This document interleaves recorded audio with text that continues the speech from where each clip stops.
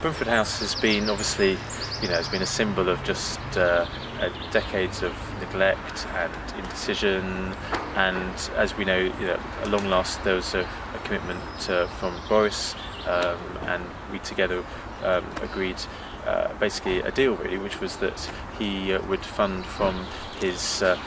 pot of money, which was to basically restore old houses as well as provide for sheltered accommodation. And the long and short of it is that there is a commitment to near on £6 million of money coming from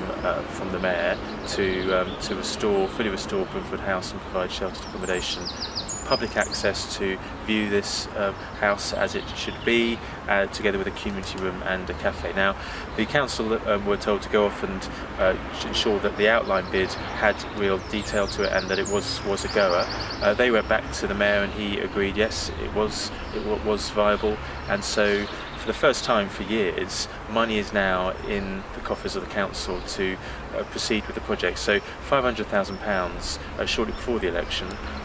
was delivered to the council. I made sure before the election that it actually went into the council's coffers, so they now are able to appoint a project manager who can then set about delivering the project. And what we ensured was that within this financial year the money that was allocated was spent, and so that's the 500,000, and then plan is that the £5 million or so will be part of the next allocation from the Mayor, which has to be approved by government ministers. So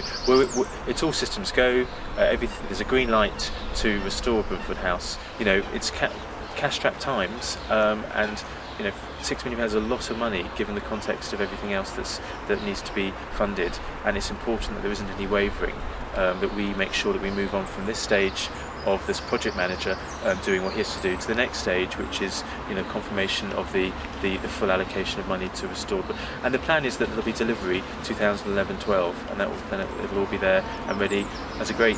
way to celebrate, well, not only the Olympics, we can celebrate the restoration of the house.